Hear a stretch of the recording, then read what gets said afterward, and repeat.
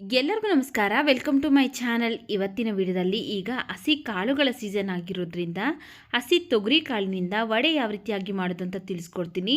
ಸಕ್ಕ tasty ಆಗಿರುತ್ತೆ. Coffee ಜೊತೆಗೆ, tea ಜೊತೆಗೆ ಆಗ್ಬೋದು, ಅಥವಾ ಈ ರೀತಿ ಸಾಸ್ ಜೊತೆಗೆ ಅಥವಾ ಚಟ್ನಿ ಜೊತೆಗೆ ಯಾವುದ್ರ ಜೊತೆಗೆ ಬೇಕಾದರೂ ತಿನ್ಬೋದು. ತುಂಬಾ ರುಚಿಯಾಗಿರುತ್ತೆ.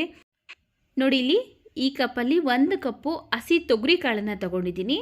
ಚೆನ್ನಾಗಿ ಒಂದೆರಡು ಸರಿ ತೊಳೆದು ಇಟ್ಕೊಂಡಿದ್ದೀನಿ. ನೋಡಿ, ಈ ರೀತಿಯಾಗಿ ತೊಗರಿ ಕಾಳನ್ನು ಈಗ ಇದನ್ನು ನಾವು ಒಂದು ಮಿಕ್ಸಿ ಜಾರ್ಗೆ ಹಾಕ್ಕೊಳ್ಬೇಕು. ಫಸ್ಟು ಒಂದು ಮಿಕ್ಸಿ ಜಾರ್ಗೆ ನಾನಿಲ್ಲಿ 1 ಇಂಚ್ ಆಗೋಷ್ಟು ಹಸಿ ಶುಂಠಿ, ಹಾಗೆಯೇ ಒಂದು ಅರ್ಧ ಗಡ್ಡೆ ಬೆಳ್ಳುಳ್ಳಿ, ಒಂದು 2 ಪೀಸ್ ಆಗೋಷ್ಟು ಚಕ್ಕೆ, ಒಂದು 4 ಲವಂಗ ಹಾಕ್ಕೊಳ್ತಾ ಇದ್ದೀನಿ.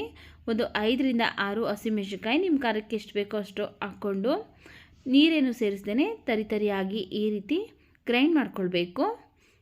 ಈಗ ಇದಕ್ಕೆ ನಾವು ಫಸ್ಟನ್ನು ಏನು ತಗೊಂಡಿದ್ರಲ್ಲ ತೊಗರಿ ಕಾಳು, ಆ ತೊಗರಿ ಕಾಳನ್ನು ಈಗ ಇದಕ್ಕೆ ಸೇರಿಸ್ತಾ ಇದ್ದೀನಿ. ತೊಗರಿ ಕಾಳನ್ನು ಹಾಕ್ಕೊಂಡಾದ್ಮೇಲೆ ನೀರೇನು ಸೇರಿಸ್ದೇನೆ ಇದನ್ನು ಅಷ್ಟೇ ತರಿಯಾಗಿ ಈ ರೀತಿ ಗ್ರೈಂಡ್ ಮಾಡ್ಕೊಳ್ಬೇಕು.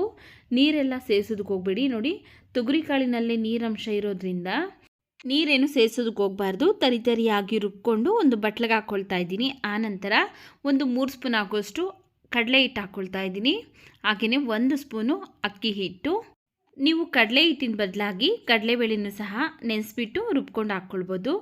ಹಾಗೆಯೇ ಇದಕ್ಕೆ 1 ಈರುಳ್ಳಿನ ಸಣ್ಣದಾಗಿ ಹೆಚ್ಚಿಬಿಟ್ಟು ಹಾಕ್ಕೊಳ್ತಾ ಇದ್ದೀನಿ. ಸ್ವಲ್ಪ ಕರಿಬೇವಿನ ಸೊಪ್ಪು, ಸ್ವಲ್ಪ ಕೊತ್ತಂಬರಿ ಸೊಪ್ಪನ್ನು ಸಹ ಸಣ್ಣದಾಗಿ ಹೆಚ್ಚಿ ಹಾಕ್ಕೊಳ್ತಾ ಇದ್ದೀನಿ. 1 ಚಿಟಿಕೆ ಆಗೋಷ್ಟು ಅಡುಗೆ ಸೋಡಾ, ರುಚಿಗೆ ತಕ್ಕಷ್ಟು ಉಪ್ಪನ್ನು ಸೇರಿಸಿ ನಾವು ನೀರೇನು ಸೇರಿಸ್ದೇನೆ ನಾವು ವಡೆ ಹಿಟ್ಟಿನ ಅದಕ್ಕೆ ಕಲಿಸ್ಕೊಳ್ಬೇಕಾಗುತ್ತೆ. ಕಲಿಸ್ಕೊಳ್ಬೇಕಾದ್ರೆ ನಿಮಗೇನಾದರೂ ತೆಳು ಅನಿಸ್ತು ಅಂದರೆ ಸ್ವಲ್ಪ ಕಡಲೆ ಹಿಟ್ಟನ್ನು ಆ್ಯಡ್ ಮಾಡಿಕೊಂಡು ಕಲಿಸ್ಕೊಳ್ಳಿ. ನೋಡಿ, ಈ ರೀತಿ ಅದಕ್ಕಿರಬೇಕು.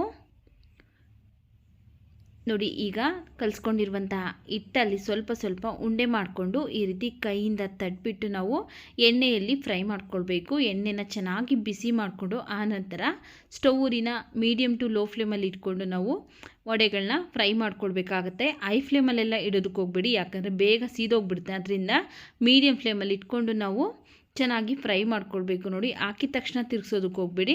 ಒಂದು 2 ನಿಮಿಷ ಆದಮೇಲೆ 2 ಕಡೆಯೂ ತಿರುಗಿಸ್ತಾ ಲೈಟಾಗಿ ಗೋಲ್ಡನ್ ಕಲರ್ ಬರೋವರೆಗೂ ಫ್ರೈ ಮಾಡ್ಕೊಳ್ಬೇಕು.